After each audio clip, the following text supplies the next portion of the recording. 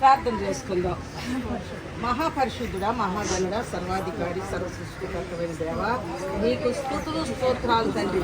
నీ పరిశుద్ధమైన పాదాలకు నెట్టలేసి స్తోత్రాలు ప్రభా. నాయనా నీ కుమార్తెని ఎన్నుకున్నావు బాబు, వందనాలు స్తోత్రాలు ప్రభా. బిడ్డలు ప్రభా ఇంకా అంచలుగా నాయన ఇంకా ఎదిగేటట్టు సహాయం చేయండి. నాయన అబ్రహాముకి ఇచ్చిన ఆశీర్వాదాలు బిడ్డకు దయచేయ బాబు. నాయన మోసేవలే ప్రభా బిడ్డని ఆశీర్వదించి జీవించిన ఆయన, అలాగే ప్రభా సమూయేలు దర్శనాలు చూసేటట్టు సహాయం చేయ ప్రభా. నీ కృప ఈ బిడ్డ మీద ఉంచిన ఆయన, నీ ఆత్మ కార్యాలు జరిగించు బాబు. అనేకమైన బిడ్డలు ఈ బిడ్డ దగ్గర స్వస్థపడినట్టు సహాయం చేయండి అయా. పేతురు నీడబడితే స్వస్థపడింది బాబు. అయా స్వస్థత కార్యాలు చేసావు తండ్రి. అలాంటి కార్యాలు బిడ్డ నీడబడితేనే స్వస్థత వచ్చేటట్టు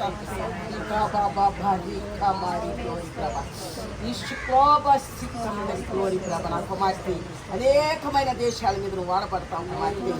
అనేకమైన దేశాల మీద నువ్వు వాడబడతావు కుమార్తె. నీ గ్లోరీ షబాబ్బా నేను ఏదో అనుకుంటున్నావు జరుగుతు కుమార్తె.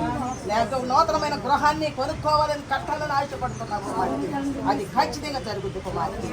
అయా షబాబ్బా వారికి ఇచ్చిన బిడ్డలని, వారికి ఇచ్చిన బంధుమిత్రులు అందరినీ కూడా జ్ఞాపకం చేసుకుని నాయన వృద్ధులకి అనేకమైన నాయన మంచి కార్యాలు జరిగిస్తుంది బాబు కుమార్తె ప్రభా.